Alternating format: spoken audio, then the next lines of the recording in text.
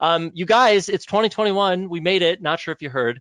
Had you asked me in 2015 what I thought I would be doing in 2021, um, I would have never said that I think we'll be building virtual studios for the YMCA while we're in a global pandemic, while the host of The Apprentice encourages people to storm the Capitol building dressed like Lost Boys from Peter Pan, holding Confederate flags.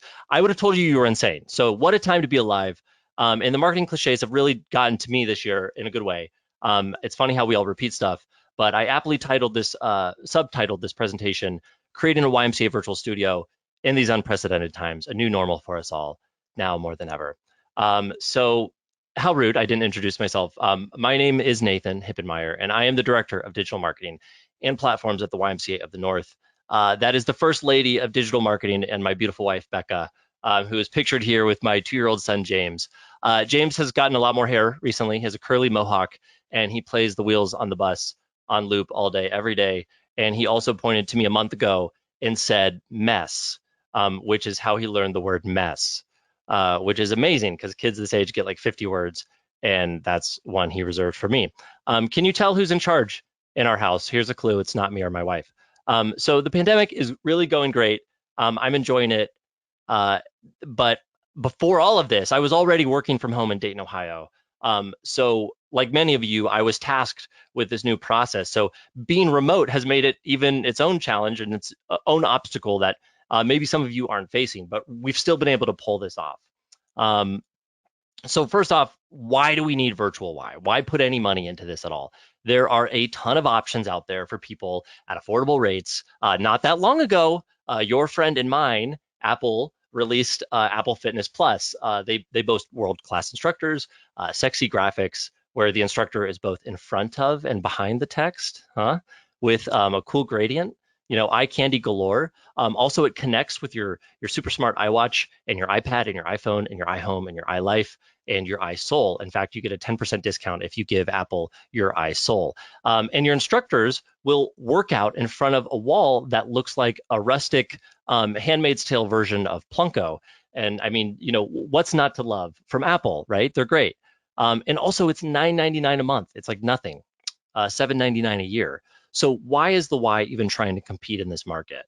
Apple's like Zach, and we're like Screech at the Y. They're the Regina George. We're whatever Lindsay Lohan's character was. They're the Nathan Marin. We're the Nathan Hippenmeyer. So this slide has gotten out of control. But I do think Nathan is a little bit dramatic. I will say that. So why do it? Let's get something straight. Virtual Y is not some white-horsed hero who's going to ride to the rescue. No one thing we do is going to help us conquer COVID, right? The pandemic problems are huge and heated, but I think there's tremendous value in virtual Y. So here's some reasons I think what we're doing is really important. If we've learned something from the pandemic, it's that we have not fully reached our goal of pushing the Y outside of the 4 walls of our buildings. We talk about that a lot. I think I've heard almost every Y say that's one of their strategic goals. We have room for improvement here, and virtual Y provides a really big opportunity for us to do just that.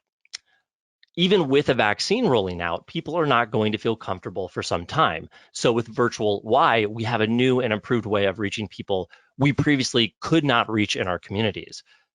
We have a member who started in March as a member, and they've only experienced the Y through virtual. And they've stayed a member the entire time, even doing those videos in the basement. So imagine, they have a high capacity for dealing with not great quality stuff. Imagine people who are coming with higher quality content in a studio. So with virtual Y, we can expand that reach. Apple Fitness Plus, mentioned earlier, has amazing instructors. They'll tell you all over their site. And I'm not here to knock Apple, but they're not my instructors at my branch. We see digital as a tool to help enhance that Y experience. It's not replacing the Y experience. The instructors that our members will see on the screen are the same instructors they know in person and love at the branch. So that convenience of having virtual Y is a huge value add to membership. That flexibility and convenience makes us relevant. And I'll ask you this, in 5 years, what will not having a virtual component look like for your Y? how many of you got a parade of new social media followers in March and April? Like it was like massive. The graph slopes down pretty significantly after that for us. It's still more than 2019, but some of that did fade away pretty quickly. Some of that excitement, and eventually things will be more normal, right? But we'll have a whole new way to enjoy the Y. People who love the Y love the Y, and in my opinion, we are not in competition directly with Apple or Peloton, and thank God for that. I would hate to be Peloton right now, competing against Apple. I mean, yikes. But Virtual Y rounds out our membership experience in a bold and compelling way. Perhaps people will be a little less likely to leave our Ys if they realize they'll no longer have access to Virtual Y components. So my big note on why Virtual Y, it makes us relevant. It makes us more robust. It rounds out our membership experience in a critical way. So planning and process. We received approval in July of this year to begin working on a virtual studio with $20,000. Now, we started with the idea that this was a pilot virtual studio, and the end goal was to build more studios in 2021, should we see interest and capabilities. We had a lofty goal, and you can read the official objective below, but basically, how can we make a studio that has all of the bells and whistles, but doesn't require staff to run the production studio software? How can we simplify the roles of a studio set so that any instructor from age 20 to 75 could be trained and run it flawlessly? Essentially, if I had to train my mother, Susie, on how to use advanced video software and equipment and distill it down to the most basic concepts, could I do it? And my mom doesn't know how to copy and paste on a computer. So, sorry, Mom, if you watch this for some reason, but I love you, but seriously, like we should get on that. And I'm also sorry if you don't know how to do that and I just insulted you. But seriously, give it a goog. It's super easy, and I believe in you. From August to October, we first started with brainstorming our location, our Y site. Would it be a dedicated space? Where will we store camera gear? Can we mount lights into the ceilings? How do we put a Y logo up? Do we backlight the Y logo? A lot of the like early brainstorming stage stuff. Who's accountable for what? Now, I've spoken to some of our Ys around the country, and I am super blown away by how many poor marketing people are having this responsibility dumped solely in their laps alone. This is a team effort, and I say this not to like shame those Ys or something, but to make everyone aware that we did this as a team. I was not some Deus Ex Machina leader who came out of the clouds, precisely when I was needed. I'm not Gandalf the Grey. Our leadership and team were all in. Nathan Marin was all in. Ops saw this as a priority, and so we were all aligned on that. And so if you're not getting alignment from your team, that makes it a lot harder for you. We, early on in the planning process, had some leadership draw overheads of where the gear would go in the room, using my guidance and vision, where the camera and lights would go. In the first floor layout I received, it looks great when you first glance at it, but it dawned on me pretty early that the project team had no idea how this was going to look or what we were doing.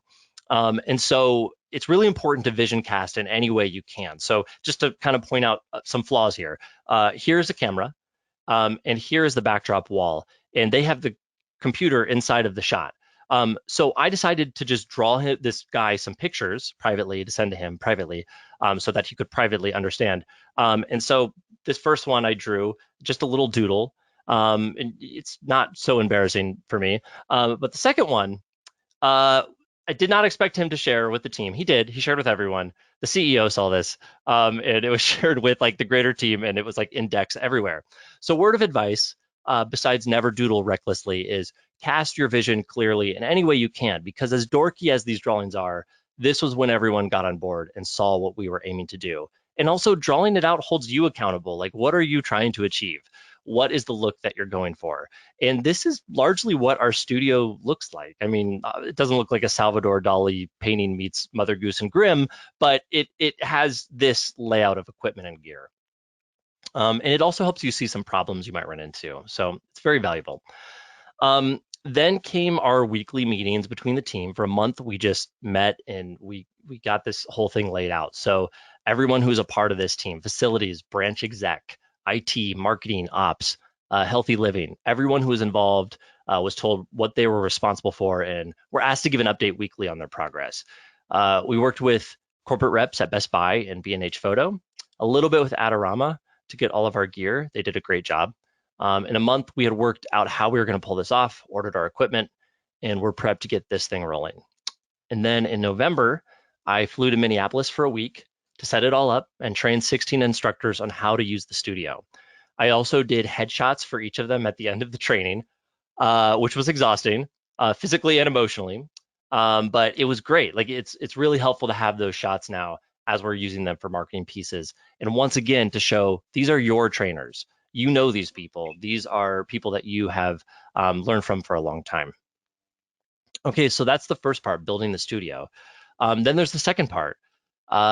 So December, now it's time to build our Virtual Y website using Virtual Y. And I think I just lost my presentation. Did that go away for you? It did. I see your beautiful mountainous horizon again. Mm-hmm. Are we here Let's now? see. We're good? Oh, you're back. Yep. Okay. Okay, so we have to build our Virtual Y website using Virtual Y, of course. And also, I had to establish our workflow, and it's gone again. Um, We're gonna get this. Okay. Okay, so I have to establish a workflow with our virtual instructors, with my staff, and the website. So great, our instructors can now operate the studio without help from another staff person. But what do they do if they want to create a class? How do they edit a class? Who takes care of that information on our site? How much time does it take? Who makes the thumbnails that go with each class? So all of that will be covered soon, and how we go about that. In January, where we're at right now, we finalized training documentation and we're prepping marketing for our January 25th launch date. Originally, we had said for this meeting that we had been launched since January 4th. However, when I was in Minneapolis in November, we closed down our branches.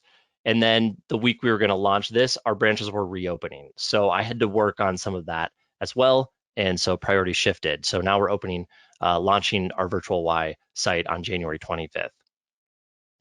As you know, every day is a new day in this time frame. So I don't know if you guys have read the news, but the world is ending. So have you ever read the news? I did. I'm never doing it again. I opened it up, I screamed, and then I closed it. So yeah, I'm done with that. So anyways, we don't know what a day holds. So how about that virtual studio? I want to start by saying there are 1,000 ways to build a studio, and there are certainly things I would do differently and will do differently moving forward. But for a pilot studio, I'm really proud of what we've been able to pull off. You learn a lot building your studio, and everyone will. I'm sure Sarah can tell you all about that. But I'll start with our features and then discuss some things I wish we could change. I think it's great to remember that most studio sets, film sets, commercials, TV shows, they all have a lot of people who work on those sets. Small sets could have 3 to 4, mediums are up to 50 to 60 people, and the big budget stuff will have anywhere from like 80 to 500 people working as a crew. They work long shifts, often 12 to 16-hour days. Each person is a master of their craft on set. You have makeup artists, cinematographers, gaffers, lighting technicians, grips, craft services, a director, an army of production assistants, another army of unpaid interns. It's terrifying, actually. But what's so novel about this studio is that we put all those roles, so to speak, into a box, and it's just run by the content creator themselves. It isn't necessarily that we have the nicest cameras or the best lighting. It's that it's a high quality experience for our customers that's run entirely by one person. So if you think about having, one person working at like $11 or $12 an hour, you're talking like $23,000 a year for full time. And that's not including benefits and medical and all that stuff. So even if it was 20 hours a week, you're looking at like 12,000, right? So and then imagine that you add more studios. That price continues to inflate. So we're going to walk through some of the features here in a little bit. But how did we spend our money? Well, some of you have already seen our budget. I've actually been sharing a Google Sheet that shows every single item we purchased, as well as a link to where we purchased the item at the bottom of the Livestream gear guide. You'll notice we put a lot of our funds into camera, lighting, and computer. I did prioritize audio as well, but audio, it just isn't nearly as expensive as those top 3 categories. And I know some of you are thinking, you're like, percentages, really? Here's actual money, dollars, added to this. So now someone right now is going, wait a second, this is not $20,000. This is $22,000. And well, first off, I rounded up. So calm down, you nerd. Second of all, in the original budget, I was planning on this being a one camera setup. However, we had already bought a mirrorless DSLR called the Sony A7S II late in 2019. And so we weren't using it for anything. And so I just decided to add it the week I was in town. So I would be remiss not to mention, like, okay, for two cameras, we actually spent 22, but it wasn't part of that original budget. Why did we spend $1,500 on the internet? This is really important. We had to move our data jack across the room because otherwise we would have had like a 75-foot Ethernet cord or like a 100-foot Ethernet cord, and you lose your internet signal when you make the cord longer. And so we wanted it to be right there next to the computer, so we had the best internet we could have. I've said it on past presentations, but I wouldn't go below a 20 to 25 megabyte per second upload speed. Speak with your internet service provider. They'll all brag about fast download speeds. They'll say just fast internet, but make sure your upload speed is fast enough to transcode and place your video footage online. Okay, so for those of you who need a visual to understand the budget to equipment connection, this is for you. This image doesn't cover everything in our studio.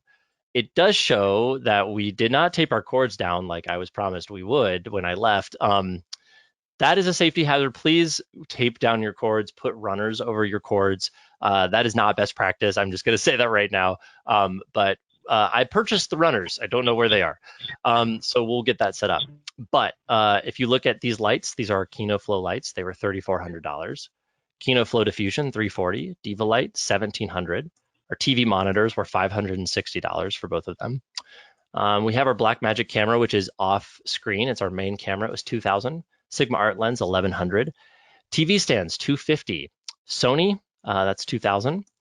And so on and so on and so on and so on and so on. A Y logo is surprisingly only $700.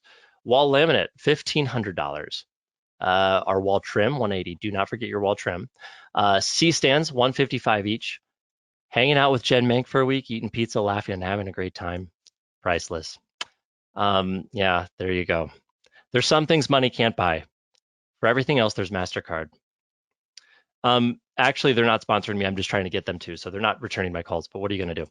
Okay, I had no way to segue that, so that was my idea. Something we did that I think was really smart was we built a fake wall in front of our real one. A facilities guy mentioned it once as an idea, and I was like, yes, let's do that. And I could tell by his face, he was like, oh crap, I just signed up for more work, me and my dumb mouth, because I wouldn't let it go. So we did it. We have a soffit at the top of the wall in this room. We're in the basement of one of our Ys. So this soffit, I'm sure it's covering something up, but it looked kind of like this, just this little box that's sticking and hanging out. So what we did was they built a 9-foot wall. And so we had this like empty space between the wall and then the real wall. So we were able to like wire lights from the Y logo. We were able to hold stuff back there like replacement bulbs or extra C-stands or whatever.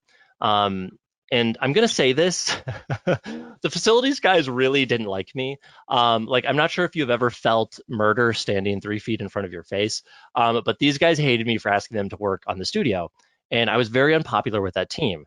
And I thought there was a good learning lesson there because I once entered a call and the facilities lead and the project manager were talking about how dedicated I was to some of these ideas and how I wouldn't budge and how I was stubborn. And I was just sitting there listening to them bash me for like 5 minutes. And they didn't like the paneling I was using. They didn't get why I was using fluorescent lights instead of LED. And they didn't get why we just didn't paint the wall white. And then I suddenly was like, hey guys, and they changed their tune pretty quick. Oh, hey Nathan, how you doing? We were just sitting here talking about how you're such a great leader. That's Minnesota nice, my friends.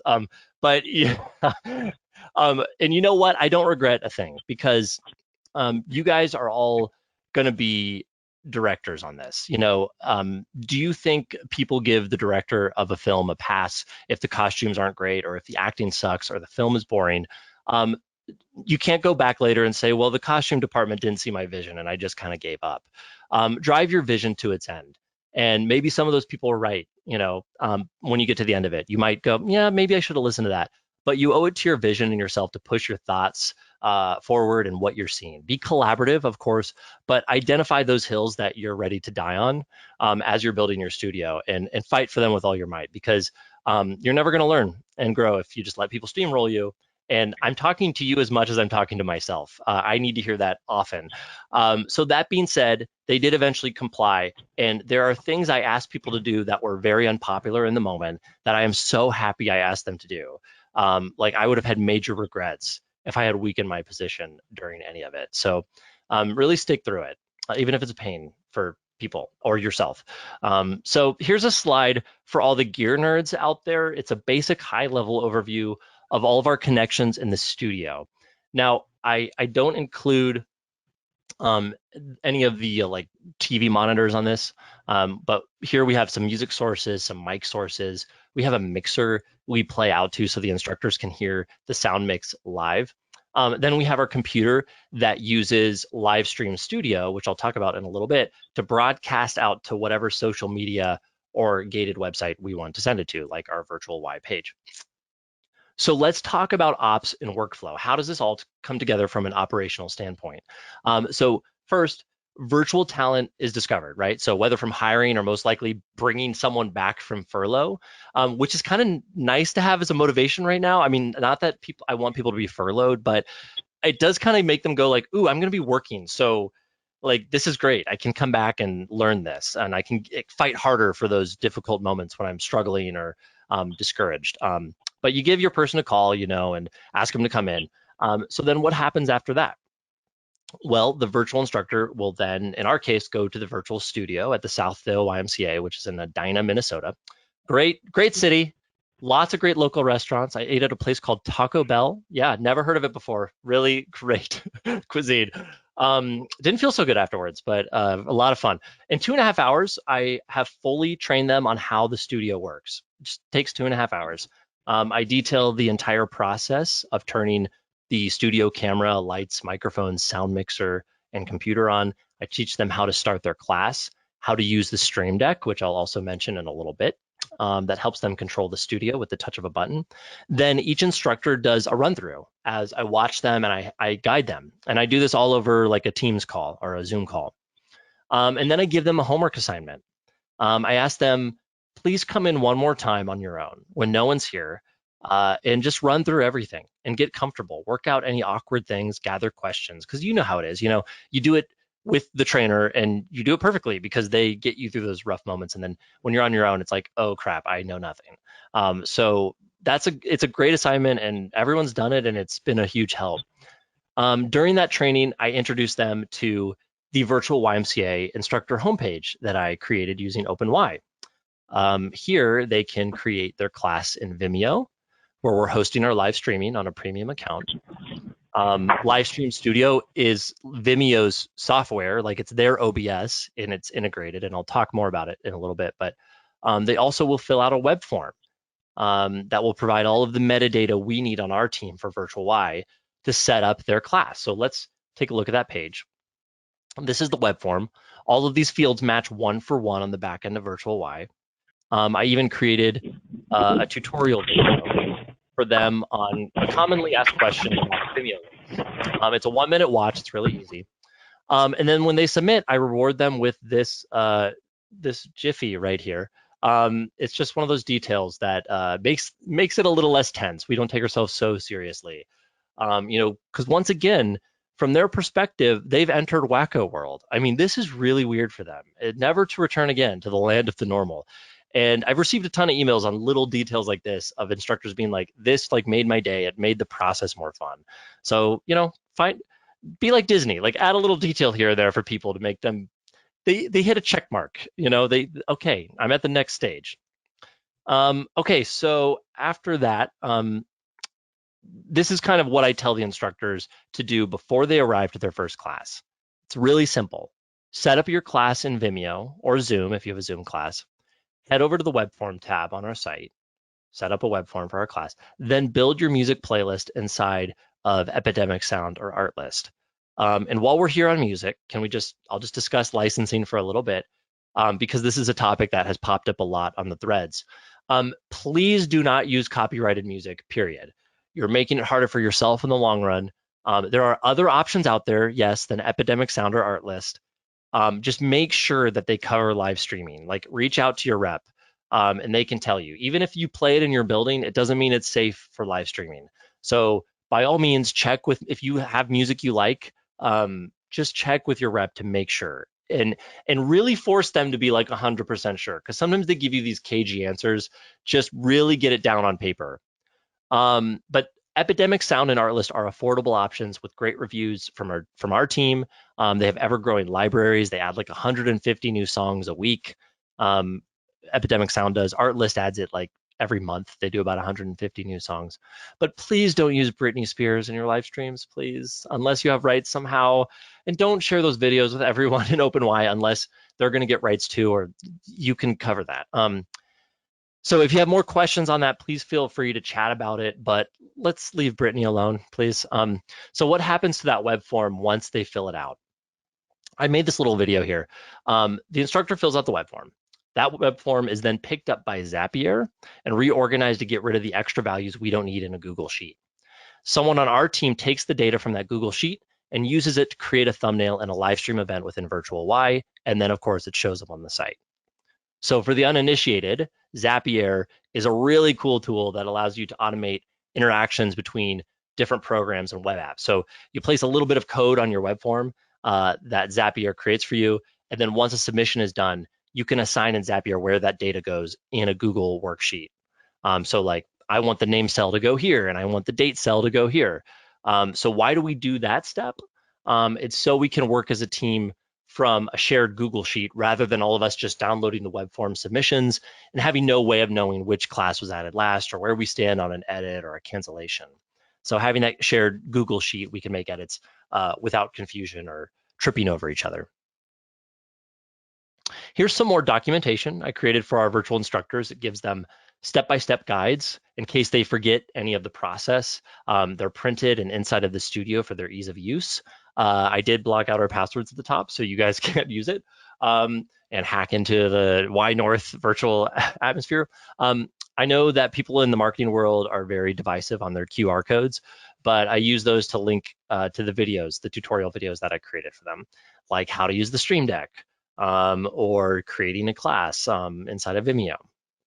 And as you can see, the goal here is just like really give them all the resources they need to survive and make it through. Because if we're not communicating well, it's going to be much harder for them. And as you could expect, people still have problems even with all of these resources. They still don't know, they don't want to read, or they don't want to watch the video. So you're just mitigating the risk of being overwhelmed by people asking you questions. And after that, it's all done, and nobody has ever asked me a question again, and it operates on its own without any supervision whatsoever. At the end, are there any questions? Lies. Of course, that's not true. Instructors are super nervous, and it takes time for them to get comfortable. But with repetition and experience and a little support, they mostly have grown accustomed to this process. But wait a second, hold on.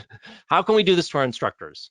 This is way too much work, right? I've heard that from some people. Why are you making people do this? First of all, don't take that tone with me. And also wash your face. You're looking like the moon in this little slide over here. But folks, I do think we have a little bit of a disease in the YMCAs. It's called learned helplessness. And I sometimes think that we encourage it when we place all of the work on our own plates. Like, we make ourselves responsible for what other people could be doing. So don't put all of this work on your back. Ask your team to contribute, and you'll be shocked at what they can do.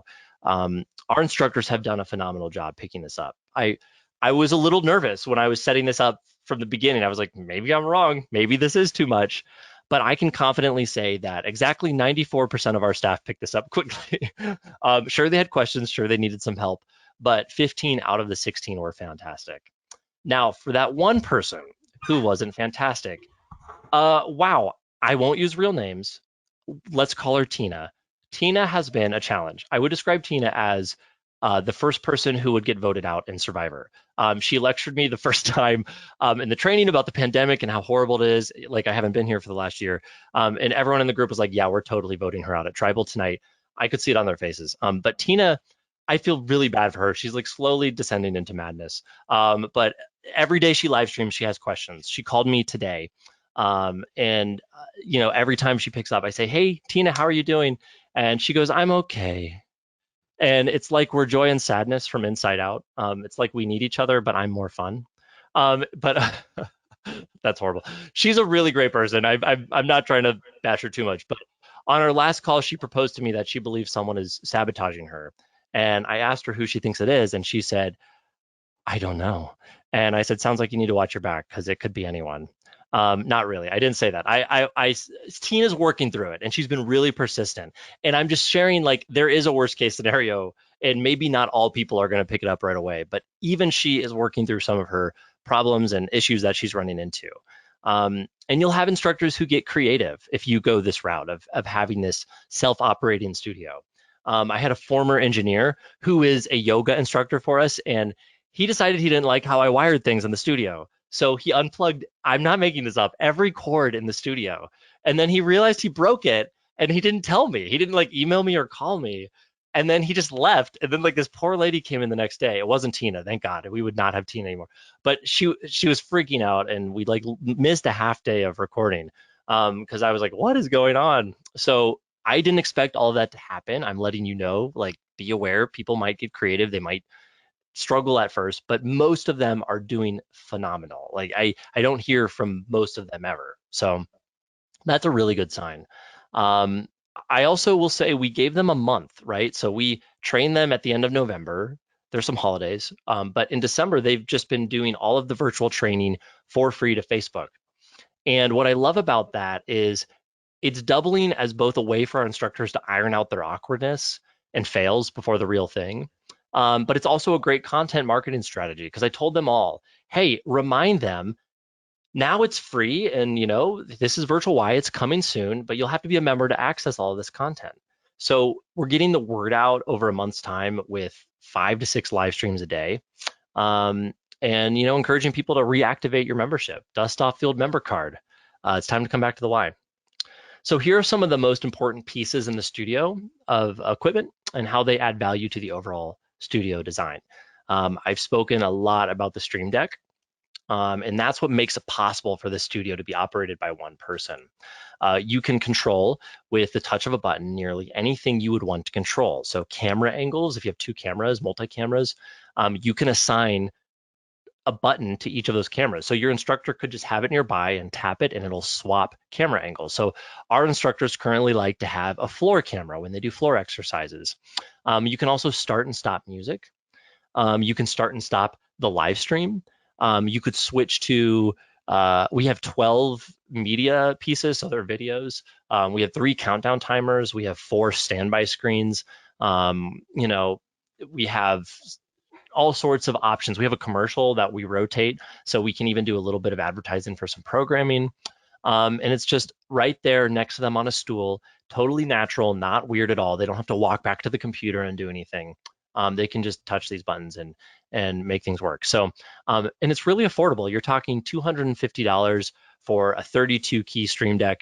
If you don't need that many keys, you can get one that's like 15 or 16 keys for 150, and even one with like 9 keys for $100. In these buttons, you can make subfolders. So like you can have infinite options here. So you can have like a live stream studio hotkey set and go into that folder, and then you could have a Zoom call like stream key set. So you don't have to have the 32 key option. So also live stream studio, which I've mentioned a bunch. This was awesome. I when I ran into live stream studio, I was so excited because OBS is great, but there's some things that make it complicated for people who aren't tech people, using stream keys, getting those linked to the class you're trying to go to or the source you're trying to go to. But with Vimeo Premium, you get access to Livestream Studio, totally free, and you get to access, like look at the bottom right section of this screenshot. You'll see that it says Evening Yoga with Lisa. As soon as you create a class in Vimeo, that class is already just synced into the software, and it's like really instantaneous. Like I think it's like 5 seconds. I mean, it's nothing. So when instructors go to stream, they literally just pull down their drop-down menu and they select their class. Now, I will advise if you go this route to introduce a naming convention for your classes, because at first we had like 1,500 yogas, and they were all yoga, yoga, yoga, yoga, yoga, and no one knew where to stream to.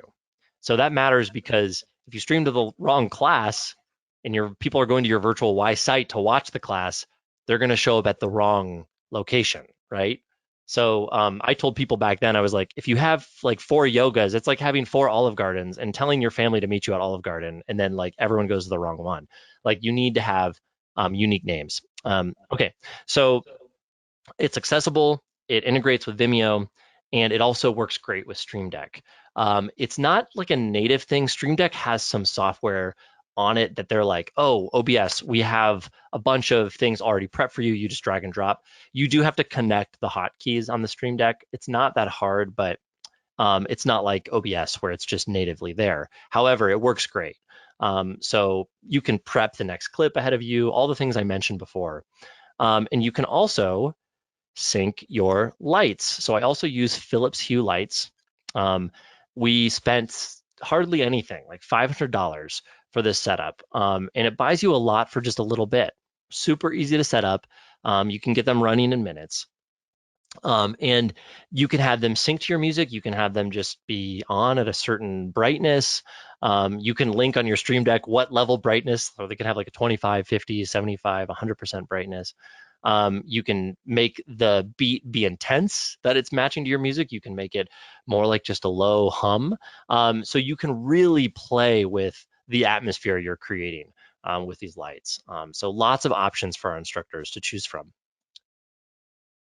All right, so here's the team behind our virtual Y. I want to spend a second before going into this to speak about a common misconception I had before I joined Y North. I worked for the YMCA of Greater Dayton and Dayton, Ohio for 3 years as the marketing and communications director. And I used to think when I saw the Y Ys, well, of course they can do that. They have like a stampede of graphic designers and professionals at their beck and call, and all they do all day is hire people and have resources for days and look gorgeous, and I hate them. But recently, though, I had a presentation, and someone told me I couldn't possibly understand what it's like to work at a mid-major Y. Once again, I was at Dayton for 3 years, so like it was they just didn't know, right? So the resources I have in Minneapolis are great, right? But the workflow here isn't much different than what I would do at Dayton. Like maybe I wouldn't have a 20K studio, but for workflow, it wouldn't look much different. I'm also not saying that if you're a Y that has like one branch and no resources, and you're working as the janitor and the healthy living director and the life support for the CEO, and somehow you're also the pool in which people swim. I don't know how you do that, but you make it happen because that's who you are. I'm not saying that you just need to pull yourself up by your bootstraps to make it work. You're likely in a very difficult spot with workload right now, I'm guessing, with furloughs and budget cuts, no matter where you're at this point. All I'm saying is I wasn't sipping mimosas while someone fed me grapes in Hawaii. That sounds nice, but it didn't happen. Also, virtual Y isn't like my full-time job either. So this was something new that has happened over the course of this year. So that's just something to be aware of. I do think it's the closest I felt to building an open Y site from scratch. Like it does take that level of effort, not quite as much, but it is a huge lift from your end to get this launched into outer space. So here's our main cast. We got our content creators. That's Linda Denton. She's one of our great instructors. We've trained 20 virtual content creators on how to use the studio. We run roughly 30 to 40 virtual live stream classes a week. So that's about 4 to 5 on weekdays and 3 to 4 on weekends. We have 26 branches, or actually down to 23. But no matter which one you work at, you are expected to be able to come to the one where our virtual studio is located. I know some branches or some associations are like, no, we're going to do 5 studios that are cheaper so that people don't have to drive across the city. So our live stream offerings are focused primarily right now on fitness and well-being. I could list the classes, but I think you know them: strength, cardio, yoga, bar, boot camp. The list goes on and on. We have cardio dance, that's popular. But we also have well-being, so like meditation, tai chi, some yoga can fit in that category. So it's kind of cool to see. We have I don't know if we call it a branch, but the George Wellbeing Center, which is we get some grant money here and there for some more like, we had traditional Chinese medicine as a class for a while, like some unique offerings that I don't think most Ys have. So that's kind of cool to have that wing. Then, of course, there's me looking like the worst Bond villain ever in this photo. I've done quite a heavy lift on this project. I'm viewing my role on Virtual Y as a large addition to my current role, especially at launch. I spent that week building and automating our studio, making it as, I don't want to say idiot proof because that sounds mean. It's not idiot proof. It's just as simple as possible, turnkey as possible. I'm currently still working on some of that documentation, training our instructors, training Uzoma, who I'm going to talk about in a little bit, and creating tutorial videos and just making it crystal clear. Also, I'm a perfectionist. So like, you might not have to work on your pages as much as I do. Like something's off and I have to spend another 30 minutes making sure it's right. So, and by the way, like Nathan Marin isn't forcing me to be that much of a perfectionist. Like that's on me. And so if you're that way, just know, account for it. Like you're probably going to spend a little more time on your pages. Uzoma, nicknamed Uzi, works in a contractor role that we did create for the studio to help manage our page edits and troubleshoot any studio problems. So as you know, I'm in Dayton, Ohio. Uzi is my hands and feet, right? We made this virtual content admin role. I'd be happy to share what skill sets we were looking for, but we only got 30 applicants, which for like Minneapolis isn't a lot, but I think it speaks to the nature of how new this kind of stuff is and how there's not a lot of people who have this merger of like old style film and studio creation and then also like live streaming and all of that. So Uzi's been a great addition. He works at most 20 hours a week, but he receives all of the web forms and updates the virtual Y pages. I've done everything up to this point, probably like 70 of these classes. He's taking over so I can kind of get back to other things like building studio number 2. He'll also work on that backlog of on-demand video. We're hoping to automate that process in the near future, but we're still in a discovery stage for that because that's a lot of work. You know, it's great to have these 40 live streams a week, but then how do you take those streams and then make them on demand and add pre-roll and, you know, add little touches quickly back onto your site? It's like its own job. So we'll share with you when we know more about automating. Yeah, so I imagine as we grow these studios and we're having more programming, that Uzoma's time is going to expand, and we'll probably use more of that.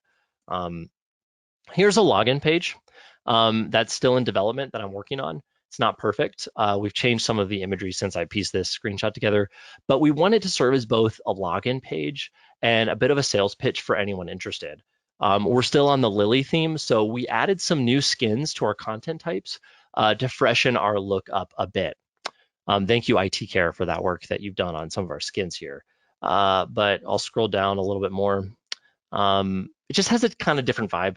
And so, you know, I don't know how I feel about it yet, but it's new and it's fun. Also, we created a Meet Your Instructors page. Once again, not perfect. And I don't know how you feel about these types of pages. I have mixed feelings myself. On one end, they're cool. And on another, they're a little bit like, hey, look how cute we are. You know, like Chance likes to drink coffee on the weekends. It's like, okay, that's nice. I'm glad you guys like your people. But I think it's cool because once again, we're trying to promote our instructors. We're trying to show like, hey, these are the people you know and love. So we'll see how this goes. I might delete this eventually, but it's fun to have some more here. Also, these are the headshots I took after those trainings. Real quick, just using studio lighting. I didn't bring in flash bulbs or anything. It's kind of nice to have those. So here's our virtual YMCA page on desktop, mobile, and tablet. You can see right away we did like a gradient thing, sort of a theme here. We'll zoom in on the desktop page in a bit.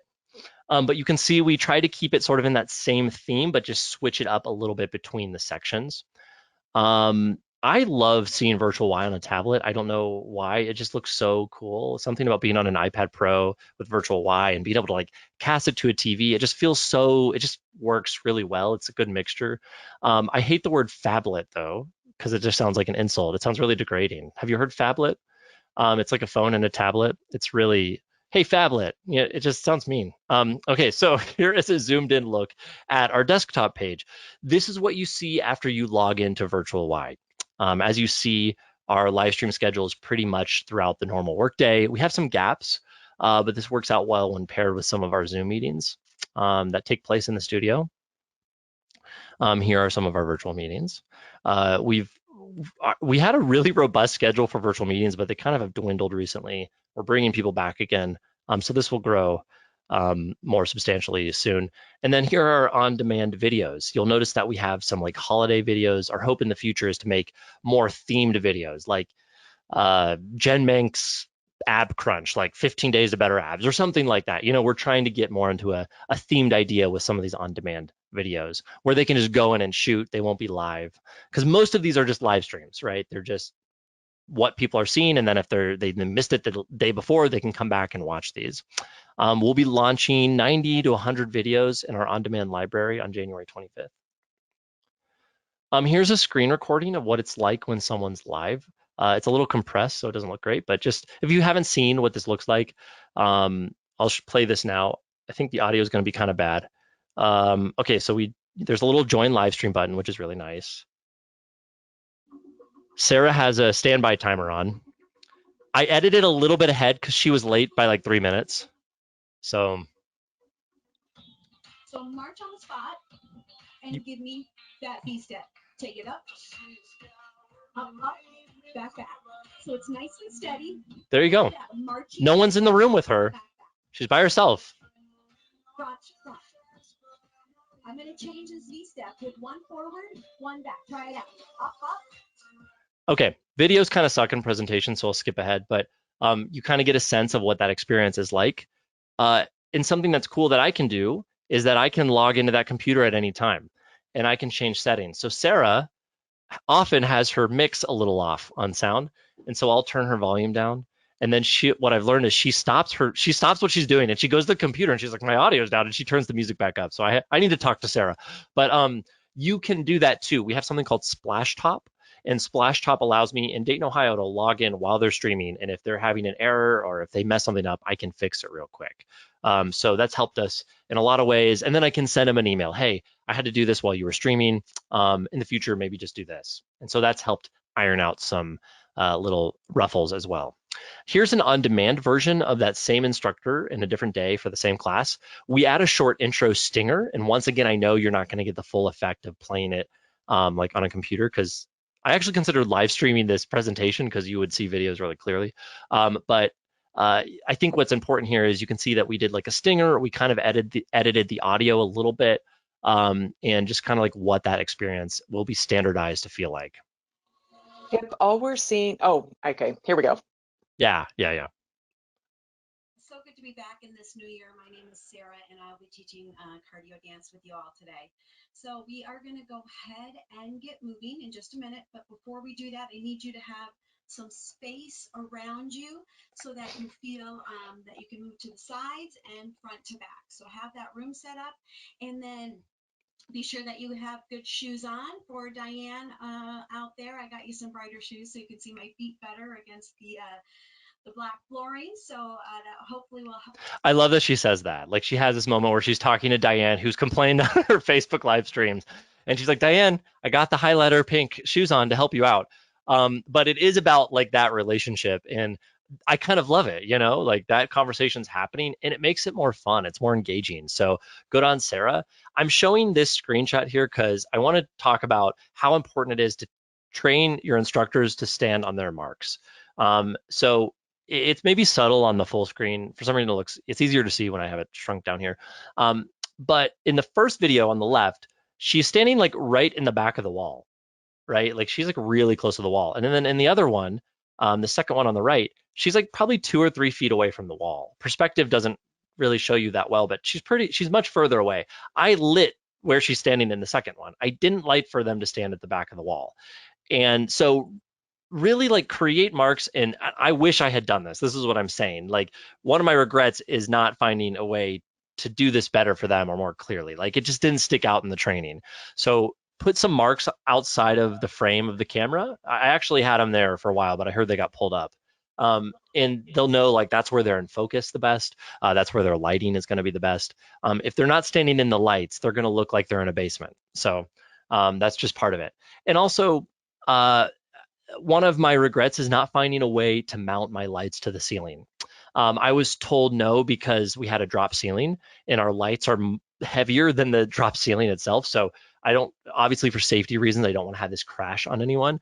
I kind of wish I had figured out something with a truss. You know, trusses are like those iron grid things that can, like, you see them at concerts a lot, like mounting really big equipment. You can get smaller versions because lighting with C-stands are like really solid iron stands that have 3 legs that stick out, and they have an arm that you can put out, and I have like a light hanging on it, and they only can go so far.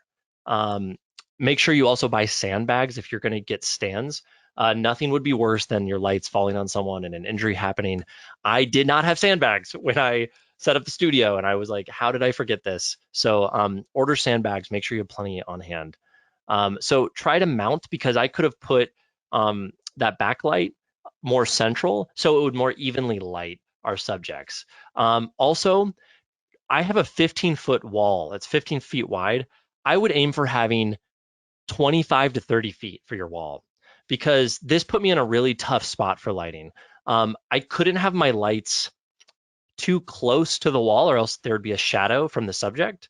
And I couldn't darken the wall so those LED lights shine as bright.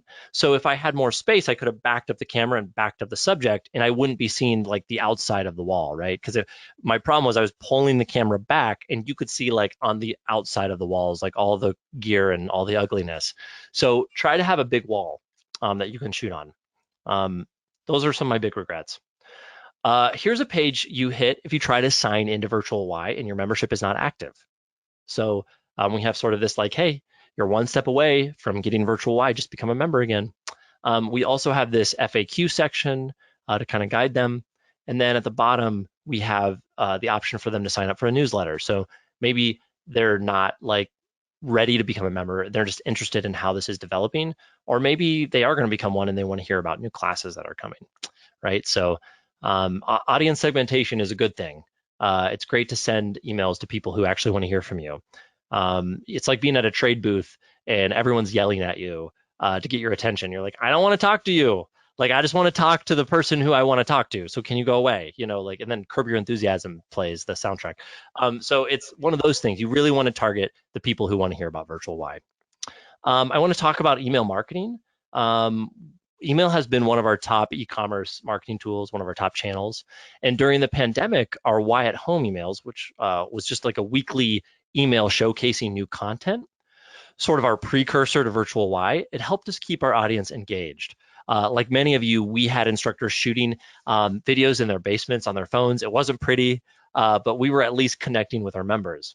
And through these weekly Y at Home emails, we increased our YouTube view time from 104 million minutes viewed in 2019 to 377 million minutes viewed in 2020. So like a huge jump. Across the board, our social metrics have risen in the 200 to 600% range this year without even having a studio yet. And that was with videos, once again, that were just kind of not great, but hearkening back to the idea of people want connection, not perfection. So I have an example of this chair yoga workout video. Like, there it is. The quality's not great. Jen Menk is awesome.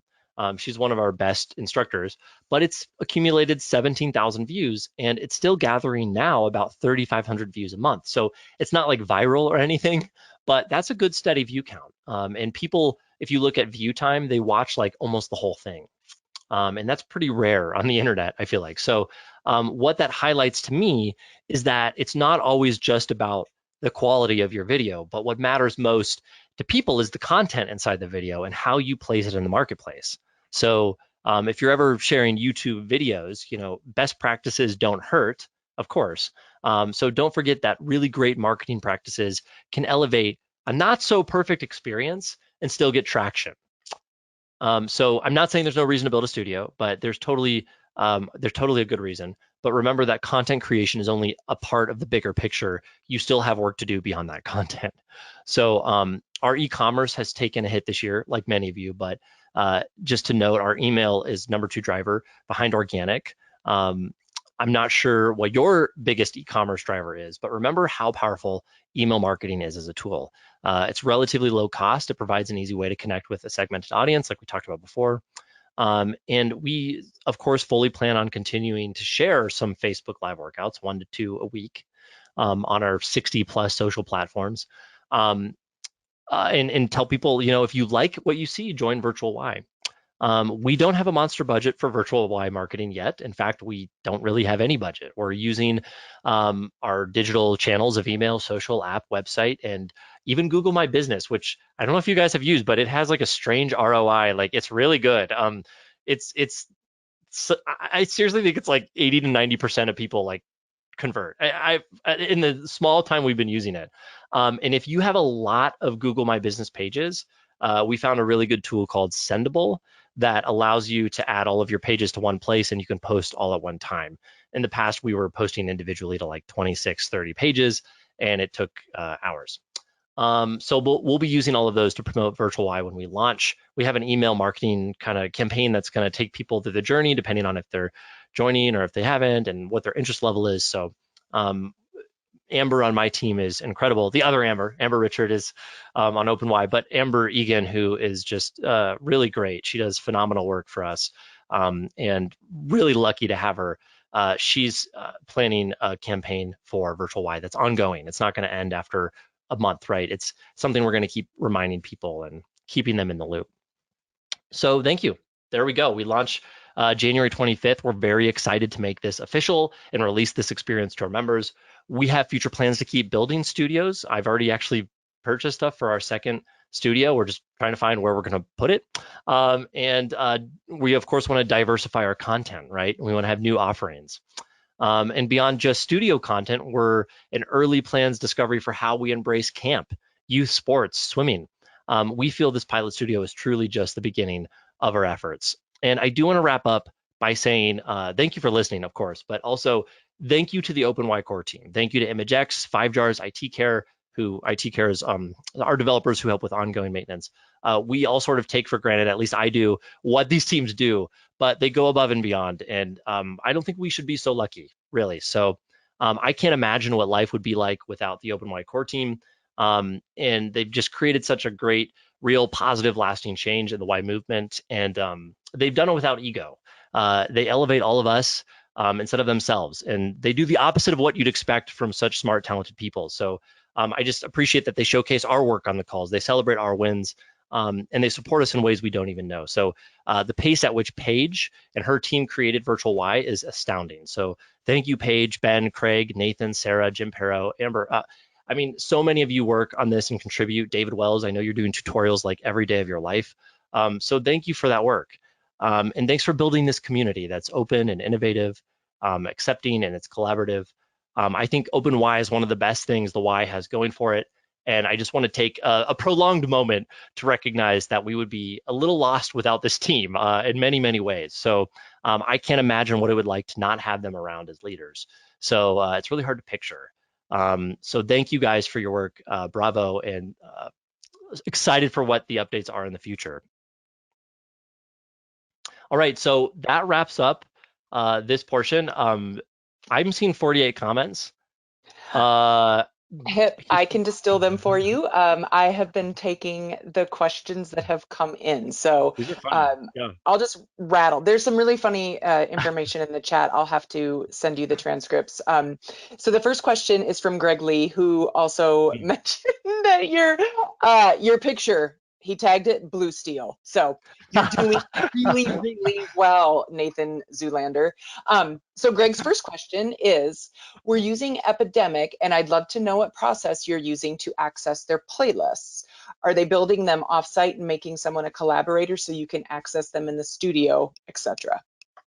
Yeah, that's a great question. So everyone has our main login to Epidemic, and what they're doing is you can make playlists. You can start with like a project name. I forget what it's called, but there's like an overarching category that you can create, and we are like, I'm telling them to make that their name. So then they make the playlist underneath that folder, and so then it's like, Jen Mank has her playlist underneath her name inside of the backend, and so they do it at home. They do it on their own time. They don't do it in the studio. I offered people the option to use a software called MusicBee, which is like a free non-Apple version of iTunes, pretty much, and they could build their playlists in the computer if they wanted. But no one has used that.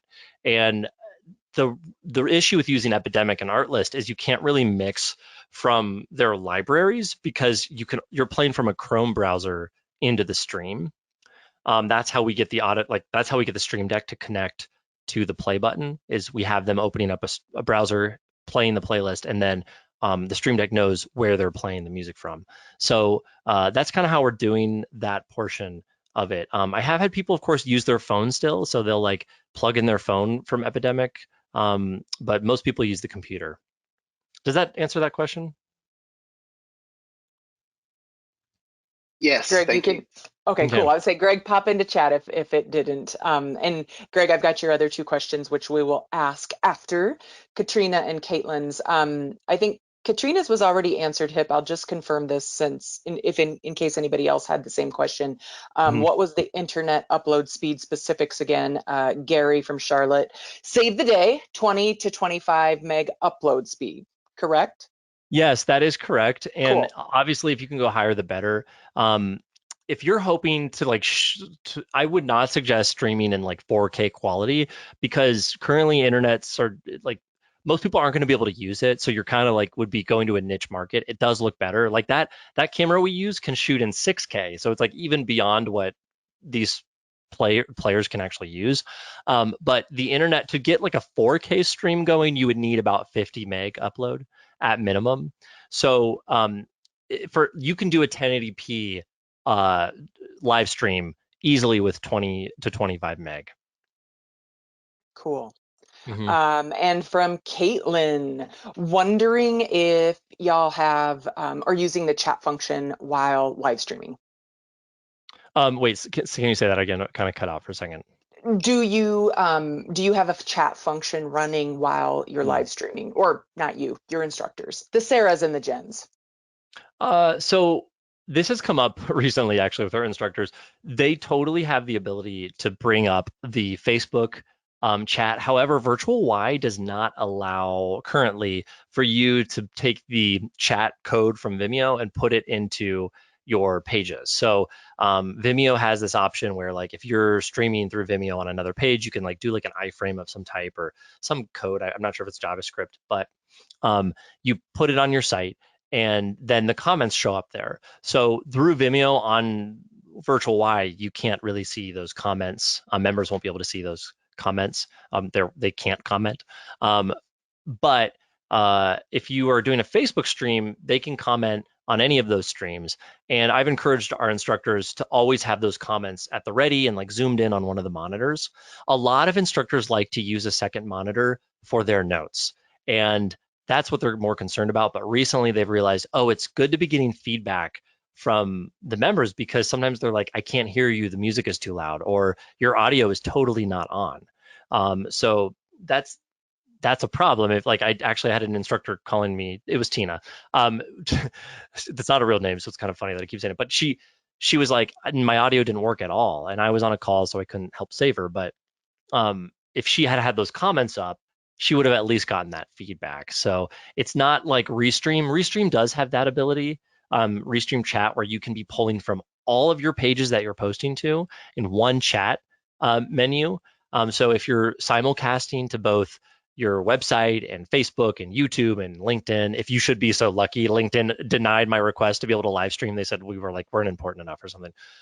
So I wasn't in the cool club, I guess. But those will all show up in Restream chat. However, Restream, I haven't found a way to work with Livestream Studio. So if you're using OBS, you can go out to Restream and make it work that way. But I haven't found a way to work that into my flow. Thank you. Oh, wait, now we're back. Real quick, I have a message from Shauna. She said, we use Vimeo's chat feature with our streams on Virtual Y. We just copy the chat code from Vimeo and put it in the description field of OpenY.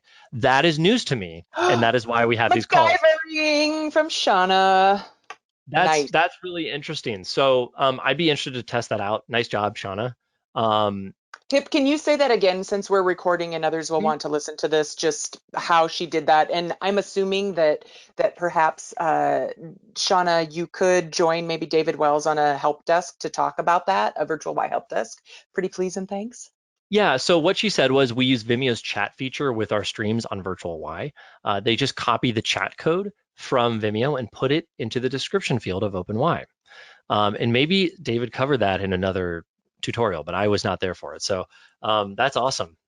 Thank That you. sounds really cool. Good to know. Real quick, I'm seeing that Greg is saying we've been told we can use Epidemic for on demand.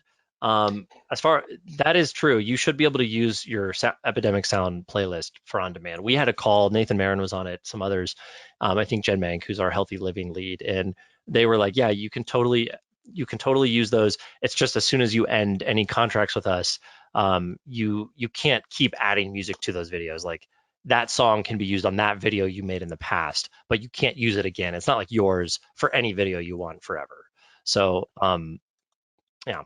In addition, Okay. okay, sorry, I should let you do the questions. I'm kind of reading the most recent ones. Yeah, no, I'm going to go back and slot in with Mr. Greg Lee.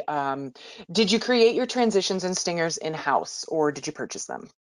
I did. I made them in-house. There are some templates that I have that I got from, I think, gosh, it was either from Motion Array or a place called Envato Video Hive.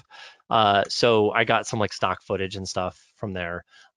Hip, would you be able to share those templates, or are they something that, yeah.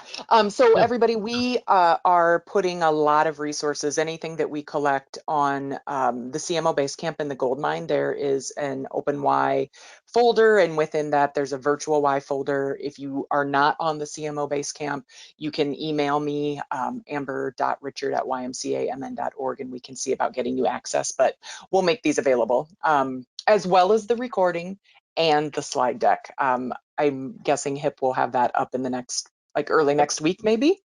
Yep. Okay, Yep.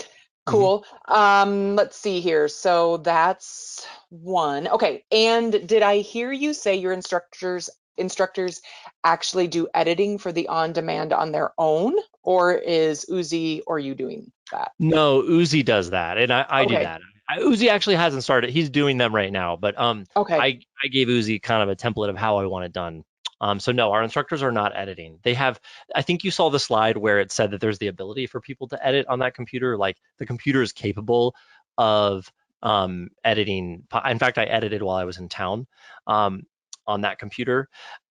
Something that I'm excited about is our meditation folks doing some recordings. We actually have this same microphone setup going into the mixer, and they could do some like audio type daily calm meditations, just with like the sound and add some sound effects. So I am planning on training that staff. There's not a lot of them to do some of that content. So Okay. yeah, yes and no. Okay. Well, and then a follow-up question. In addition to the computer that's doing the streaming, is there a second PC specifically for music? Nope, it's all on the Nope. same computer. Okay. So Okay. yeah. Their steps to starting a class are open up Livestream Studio, select the class you're streaming to, open up a Google Chrome browser or whatever browser, go up to your playlist, hit play and stop it, and then go back to Livestream Studio and go live. That's it. So it's pretty Okay. simple. Mm-hmm. Okay. Nice. Then let's see here. We've got, oh, Ronnie wanted to know if you could share your KPIs. If you have them at the ready, otherwise, Hip, if you want to share them in the live stream Slack channel, that would be okay too. But at a high level, can you talk Yeah, about at that? like a high level, I can share those later in the Slack channel. But at the high level, something I really care about is how long do people watch our videos.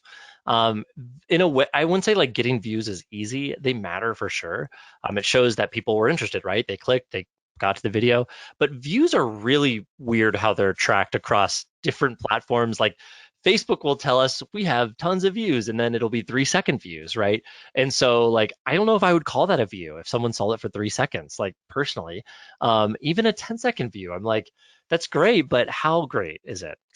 So I do care about view count. I care about the duration of the view. And I, of course, am going to care about just like if we get any engagements on Facebook or if people are talking, like that matters to me as well. And like comments, because that matters to Facebook, right? Like that's going to push the content up higher in people's feeds.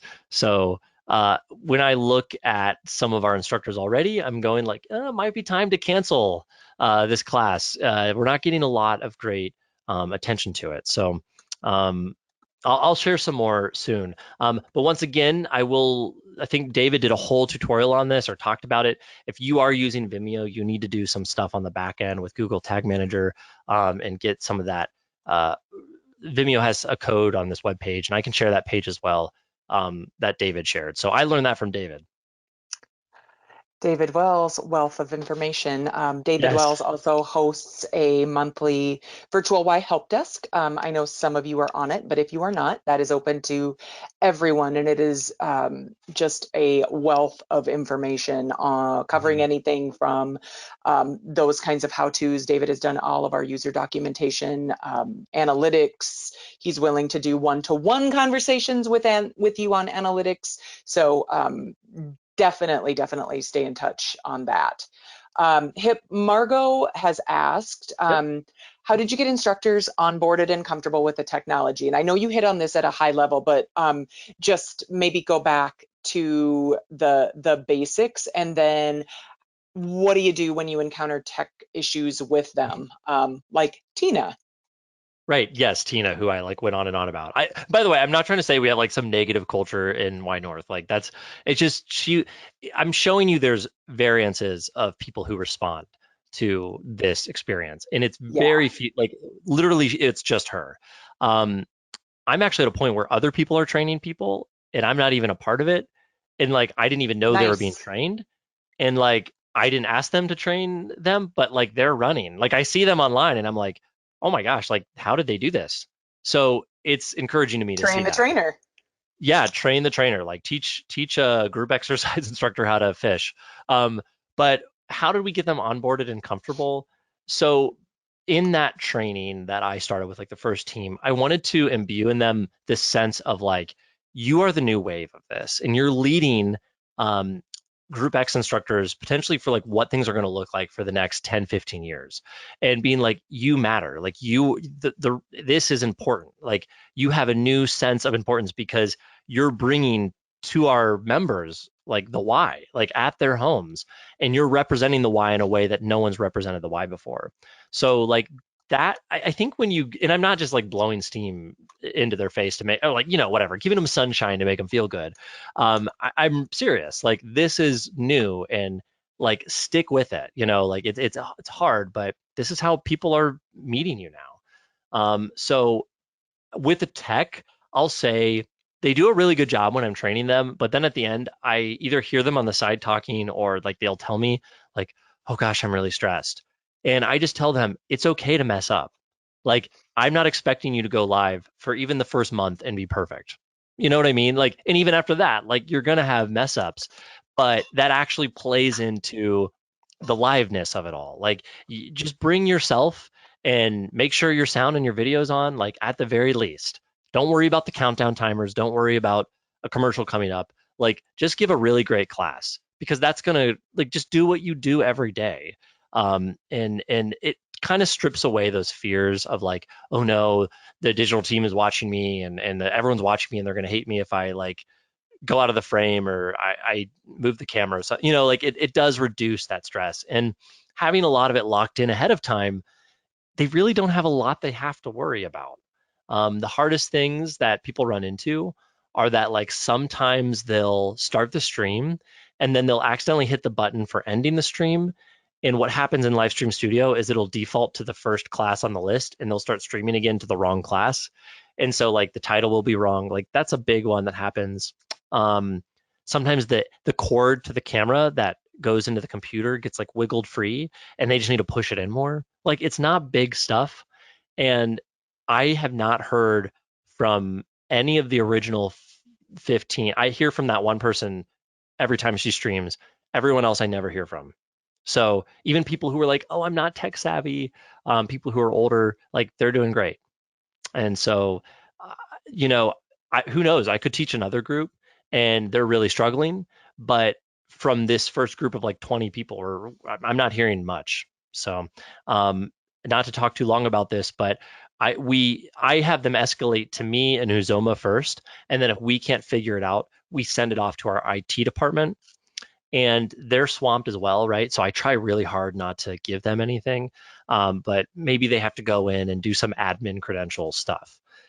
Something that's hard on our end, we have a really good security guy, and it's great that he's the best security guy in the country, but he's also really hard to like set things up like this for because he knows of pitfalls. So each of our users have their own account, and we don't have one generic account. So like if I want to change something on the Stream Deck, I have to do it for everybody. Thankfully, it doesn't happen a lot, but um, for safety reasons, we don't want people to log into their email and someone reads someone else's email or something like that. They're logging into their bank account for all I know. Like hopefully they wouldn't do that, but we have separate accounts, so we do have some tricky stuff there. And so that's another part of our problems, but that's not the instructor's fault, right? Like that's just a workflow thing we're trying to work through ourselves. Right. It takes a village to launch Virtual Y.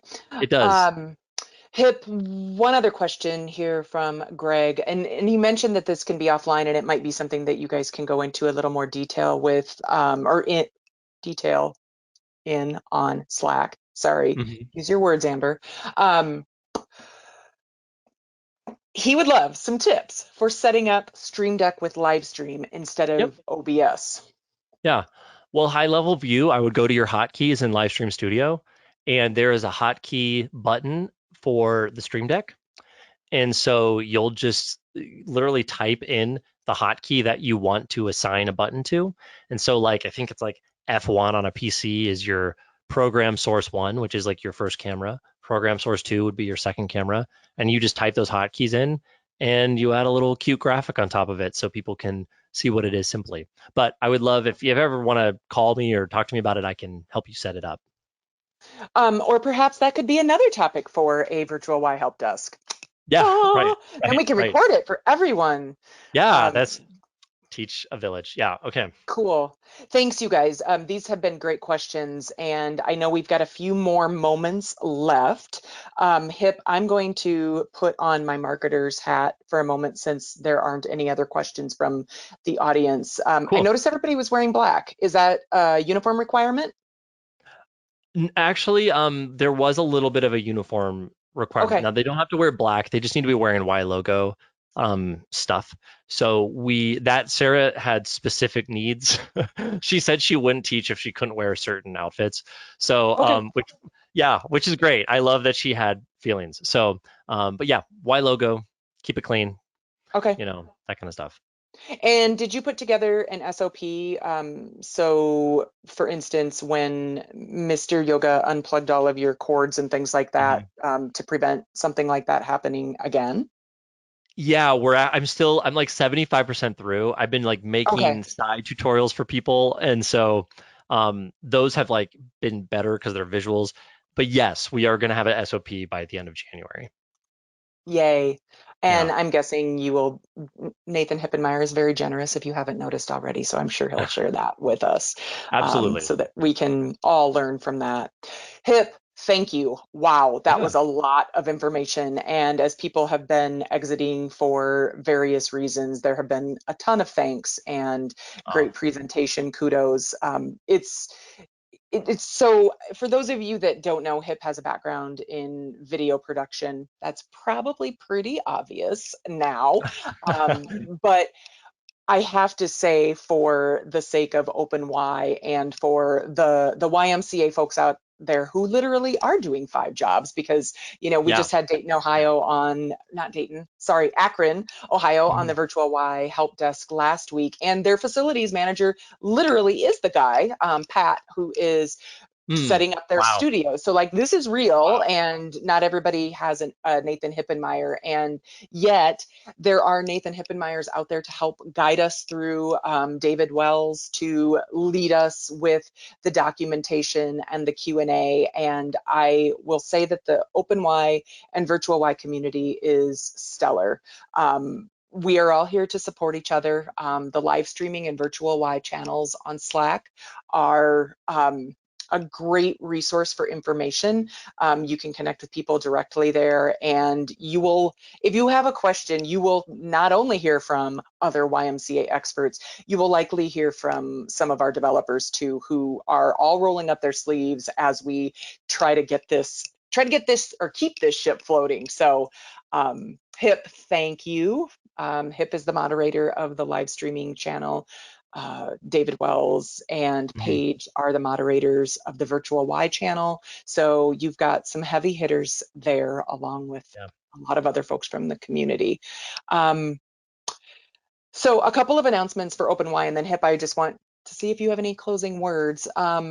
We are having another meetup regarding virtual programming on February 11th. I just confirmed it today, and so it's not even online yet. We haven't started announcing it, but it is going to be about the customer experience and implementation and rollout. So what do you need to communicate? How do you do it? What's this customer experience look like? We've got Leilani Perry from Austin, hoping to get another special guest that I can't announce yet because I haven't gotten confirmation. We're going to do a panel. So each of the Ys will do a 20-minute presentation, and then we'll do a panel discussion with those. So that's coming up on February 11th. And as I mentioned just a little bit before, we will share all of these resources on Slack. Hip, final words for the folks that are still with us. Yeah, just there were some highs and there were some lows on building the studio, and I'm sure you'll face some of those too. I have to tell myself it doesn't have to be perfect. I'm really proud of what we launched here. I'm not by any means saying that this studio looks the most ideal. It's that you can do more and you can do better, and we can always be reiterating and improving on some of this stuff. But don't beat yourself up too much during this process. We were talking about that with Sarah a little bit before this started. Like this is a very new thing. This is a very difficult thing, and it's going to be a growing process for a lot of people. But stick with it, and remember the devil's in the details. Those details that you let slip are sometimes the most important. So and good luck with everything, and feel free to reach out to me with any questions. Thank you, sir. Thank you, everybody, for taking the time to join us, and good luck on your virtual Y journey. Happy Thursday. And there must be a squirrel in my background because Greta is starting to bark. So I'm going to put myself on mute, but I'll hang out for a little bit if anybody has any questions or wants to chat. Thank you.